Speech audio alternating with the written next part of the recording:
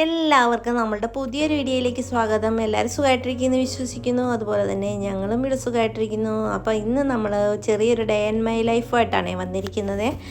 അപ്പോൾ ഇന്ന് രാവിലെ ഉണ്ടാക്കിയ കറികളും ചോറിനുണ്ടാക്കിയ കറികളും അതുപോലെ തന്നെ പിന്നെ വൈകുന്നേരം ഉണ്ടാക്കിയ സ്നാക്സും കാര്യങ്ങളും ഒക്കെയാണ് ഇന്നത്തെ വീഡിയോയിൽ നമ്മൾ ഉൾപ്പെടുത്തിയിരിക്കുന്നത്. അപ്പോൾ വീഡിയോ കണ്ടുകൊണ്ടിരിക്കുന്ന സമയത്ത് നിങ്ങൾക്ക് എൻ്റെ ചാനൽ ഇഷ്ടപ്പെടുകയാണെങ്കിൽ ഒന്ന് സബ്സ്ക്രൈബ് ചെയ്യാനും ലൈക്ക് ചെയ്യാനും ഷെയർ ചെയ്യാനും കമൻറ്റ് ചെയ്യാനും മറന്നു പോകരുതേ. അതുപോലെ തന്നെ സബ്സ്ക്രൈബ് ചെയ്യാതെ ആരെങ്കിലും കാണുന്നുണ്ടെങ്കിൽ പ്ലീസ് ഒന്ന് സബ്സ്ക്രൈബ് ചെയ്യണം കേട്ടോ. അതുപോലെ ബെല്ലൈക്കൺ ഒന്ന് എനേബിൾ ചെയ്യുകയാണെങ്കിൽ ഞാൻ ഇടുന്ന വീഡിയോസിൻ്റെ നോട്ടിഫിക്കേഷൻ നിങ്ങൾക്ക് കിട്ടുന്നതായിരിക്കും. അപ്പോൾ നമുക്ക് വീഡിയോയിലേക്ക് പോയാലോ. അപ്പോൾ പതിപോലെ രാവിലെ എഴുന്നേറ്റു ഒരു 4 മണിയൊക്കെ ആയപ്പോൾ ഞാൻ എഴുന്നേറ്റേ. അപ്പം പല്ലൊക്കെ തേച്ചു. അതിന് ശേഷം നമ്മൾ അടുക്കളയിൽ വന്നു. കഞ്ഞി ചോറൊക്കെ വെച്ചിട്ടുണ്ടായിരുന്നു, തിളപ്പിച്ച് വറുക്കാനായിട്ട് വെച്ചിട്ടുണ്ട്. അത് പിന്നെ നമ്മൾ കട്ടന് വെള്ളം അടുപ്പത്ത് വെച്ചിട്ടുണ്ടായിരുന്നു. അതിൽ നിന്ന് കുറച്ച് വെള്ളം ഒരു കപ്പിലേക്ക് ഒഴിച്ചു കൊടുക്കുന്നുണ്ട്. കുറച്ച് ചൂടുവെള്ളം ഇപ്പം കുടിക്കുന്ന ഒരു പതിവുണ്ട് രാവിലെ എഴുന്നേറ്റ് വരുമ്പോഴേ.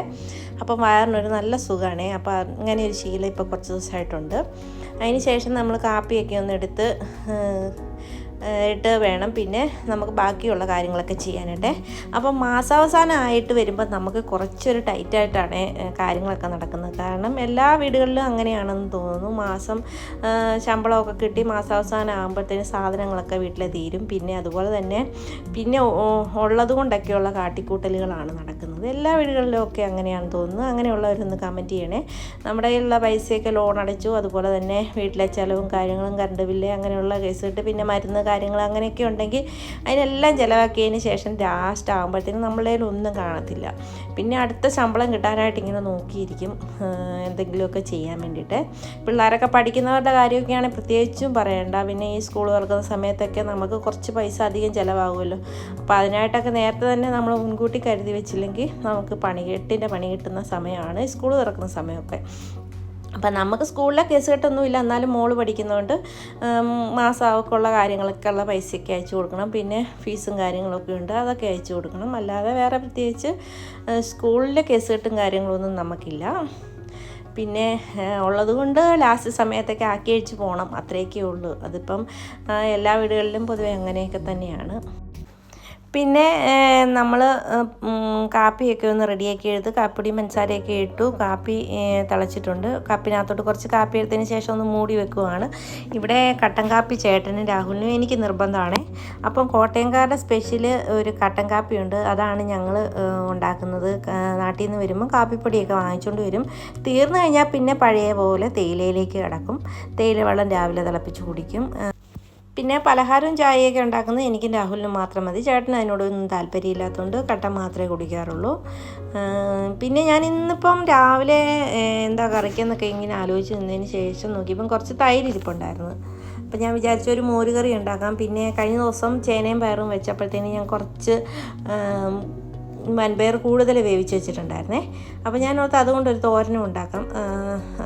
അപ്പം ചാറും തോരനുമായി. പിന്നെ മീൻ്റെ ഒന്നും ഇല്ലല്ലോ എന്ന് വിചാരിച്ചപ്പം മീൻ വെട്ടിയത് കുറച്ച് ഫ്രിഡ്ജിനകത്ത് ഇരിപ്പുണ്ടായിരുന്നു. ചെറിയ മത്തിയായിരുന്നു, അതൊന്ന് പീര പറ്റിക്കാമെന്ന് വിചാരിച്ചു.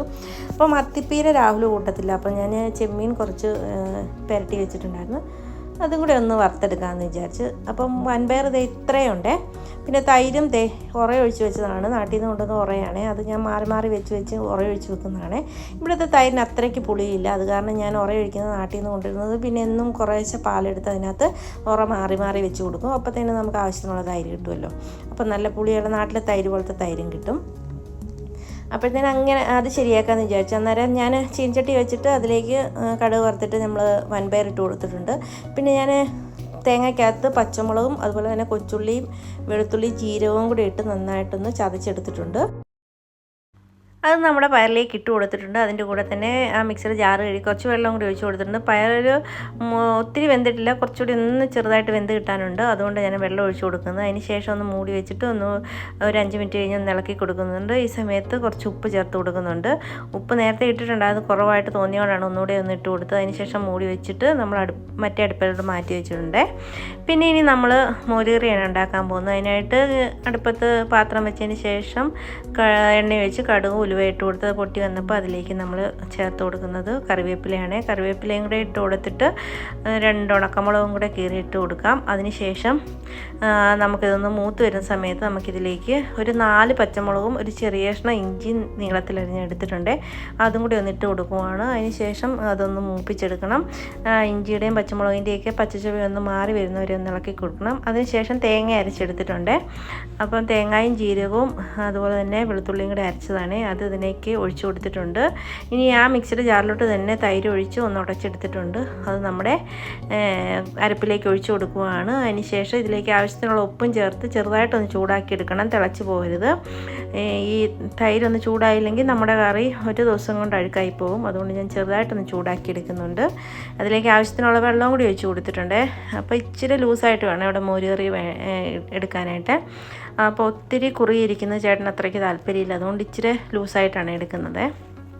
അപ്പോൾ ഈ സമയത്ത് കുറച്ചൊരു ഉപ്പിൻ്റെ കുറവ് തോന്നിയിട്ടുണ്ട്, അതും കൂടി ഒന്ന് ചേർത്ത് കൊടുക്കുന്നുണ്ട്. അതിന് ശേഷം നമുക്കത് അടുപ്പിൽ നിന്ന് മാറ്റി കിട്ടുക. അപ്പോൾ നമ്മൾ അപ്പുറത്തെ അടുപ്പിൽ പയർ വേവിക്കാനായിട്ട് വെച്ച് കൊടുത്തിട്ടുണ്ടായിരുന്നല്ലോ, അതപ്പം റെഡിയായി വന്നിട്ടുണ്ട്. അത് ഞാനൊന്ന് ഇളക്കിയിട്ട് കൊടുക്കുകയാണ്. കുറച്ചൊന്ന് വെള്ളം തോർന്ന് വരാനുണ്ട്, അപ്പോൾ അതൊന്ന് ഇളക്കിയിട്ട് കൊടുത്തിട്ടുണ്ട്. ഈ സമയത്ത് നമുക്ക് മീൻപീര വെക്കാനുള്ള എല്ലാം അരിഞ്ഞ് ഞാൻ അടുപ്പത്ത് വെച്ച് കൊടുത്തിട്ടുണ്ട്. മീൻപീരയുടെ റെസിപ്പി ഞാൻ കാണിക്കുന്നില്ല, കാരണം ഞാൻ ഇതിനു മുമ്പ് 2-3 പ്രാവശ്യം മീൻപീരയുടെ റെസിപ്പി ഇട്ടിട്ടുണ്ട്. കാണാത്തവരുണ്ടെങ്കിൽ ഒന്ന് കണ്ട് സപ്പോർട്ട് ചെയ്യണേ. അപ്പം നമ്മുടെ അടിപൊളി ടേസ്റ്റുള്ള മീൻപീര ഇവിടെ റെഡിയായി വന്നിട്ടുണ്ട്. ഇവിടെ ചേട്ടനും എനിക്കൊക്കെ നല്ല ഇഷ്ടമാണ് മത്തിപ്പീര. ഈ മത്തിപ്പീര വെക്കുമ്പോൾ നമ്മൾ പച്ചമുളകിന് പകരം കാന്താരി ഉണ്ടെങ്കിൽ അത് ചേർക്കുന്ന അടിപൊളി ടേസ്റ്റാണ്. കാന്താരി ഇടുമ്പോഴത്തേന് വേറൊരു ടേസ്റ്റാണ് എനിക്ക് തോന്നുന്നത് മത്തിപ്പീരയ്ക്ക്. ഇവിടെ അത് കിട്ടാനുള്ള ചാൻസ് ഇല്ലാത്തതുകൊണ്ട് നമ്മൾ പച്ചമുളകാണ് ചേർത്ത് കൊടുക്കുന്നത്. അതിന് ശേഷം ഞാൻ ചെമ്മീൻ വറക്കാനായിട്ട് വെച്ച് കൊടുത്തിട്ടുണ്ട്. രാഹുലിനാണ് ചെമ്മീൻ, അവൻ മത്തിപ്പീര കൂട്ടുവല്ലാത്തതുകൊണ്ടാണ്. പിന്നെ നമ്മൾ ബ്രേക്ക്ഫാസ്റ്റിന് പുട്ടാണ് ഉണ്ടാക്കുന്നത്, അതിനുള്ള പൊടിയൊന്ന് ഞാനൊന്ന് നനച്ചെടുക്കുവാണേ.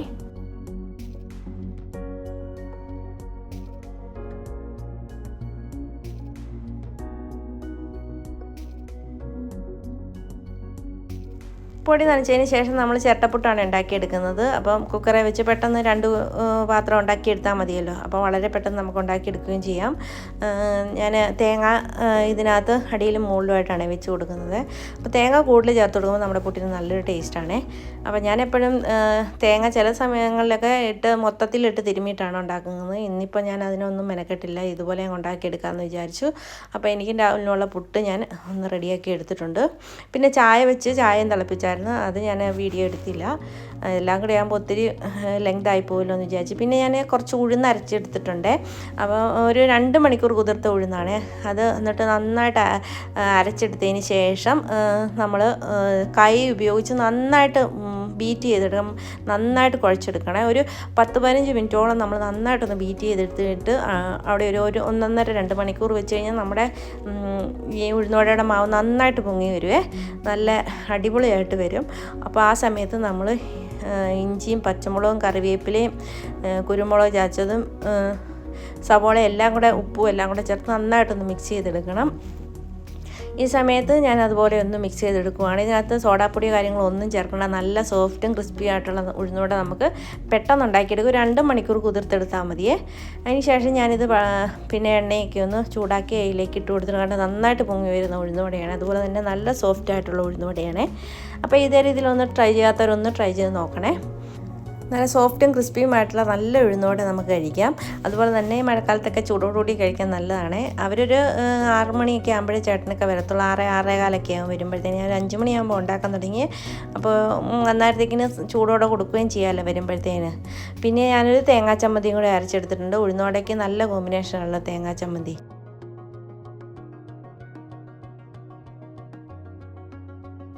ഇത്രയൊക്കെയാണ് എൻ്റെ ഒരു ദിവസത്തെ ജോലികളും വിശേഷങ്ങളും. ഇതുപോലുള്ള ചെറിയ ചെറിയ വ്ളോഗ്സും കുക്കിംഗ് വീഡിയോസും ഒക്കെ ആയിട്ട് വരുന്ന എല്ലാവർക്കും താങ്ക് യു.